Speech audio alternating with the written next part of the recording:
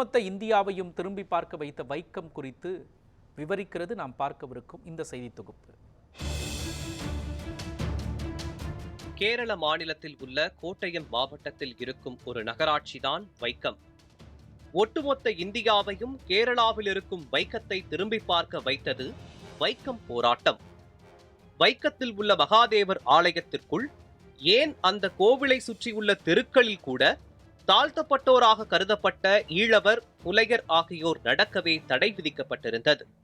அப்போது கேரள காங்கிரஸ் கமிட்டியின் செயலாளராக இருந்த KP கேசவமேனன் 1924ஆம் ஆண்டு மார்ச் மாதம் 1ஆம் தேதி ஒரு அறிவிப்பை வெளியிட்டார். அதன்படி மார்ச் 30ஆம் தேதி கோவிலை சுற்றியிருந்த தெருக்களில் ஈழவரையும் புலையரையும் ஊர்வலமாக அழைத்துச் செல்லப் போவதாக அறிவித்தார்.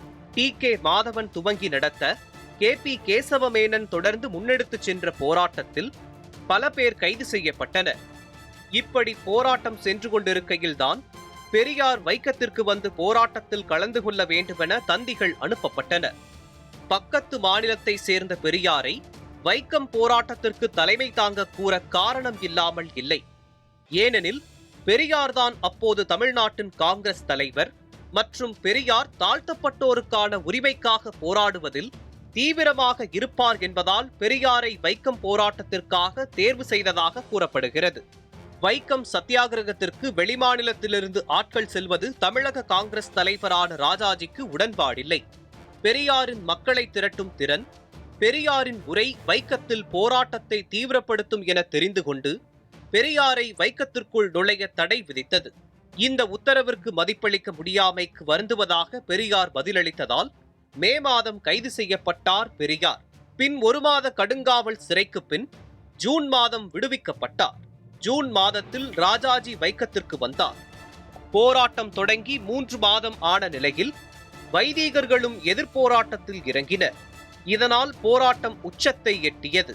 இந்நிலையில் மாஜிஸ்ட்ரேட்டின் உத்தரவை மீறி நடந்ததற்காக ஜூலை மாதம் 18ஆம் தேதி பெரியாருக்கு 4 மாத கடுங்காவல் தண்டனை விதிக்கப்பட்டது. கொல்லம் மாவட்டத்தில் பேசுவதற்கும் பெரியாருக்கு தடை விதிக்கப்பட்டது. பெரியார் சிறையில் அடைக்கப்பட்டார். ஆகஸ்ட் 7ஆம் தேதி திருவிதாங்கூர் சமஸ்தானத்தின் ராஜா சர் ராமவர்மா காலமானது. திருவிதாங்கூர் பகுதியில் பெய்த கனமழை மற்றும் பெரியார் சிறையில் இருந்தாலும் போராட்டம் சுணக்கமடைந்தது. ஆகஸ்ட் மாத இறுதியில் பெரியார் சிறையிலிருந்து விடுவிக்கப்பட்டார். போராட்டம் துவங்கி 1 ஆண்டு நெருங்கிய நிலையில் மார்ச் 9ஆம் தேதி மகாத்மா காந்தி வைக்கம் வந்தார். சத்தியாகிரகிகள், வைதீகர், மகாராணி, நாராயணகுரு, தேவஸ்வம் உள்ளிட்ட அனைத்து தரப்பினரையும் சந்தித்து பேசினார். இறுதியாக கிழக்கு தெருவை தவிர பிற தெருக்கள் திறந்துவிடப்பட்ட நிலையில் போராட்டம் முடிவுக்கு வந்தது. வைக்கம் போராட்டத்தில் பெரியார் 2 முறை சிறை சென்றார். வைக்கத்திலிருந்த 141 நாட்களில் சிறையில் மட்டும் 74 நாட்களை கழித்தார் அவர். பெரியாரின் போராடும் திறனை கண்ட திருவிக பெரியாருக்கு வைக்கம் வீரர் என பெயரிட்டார்.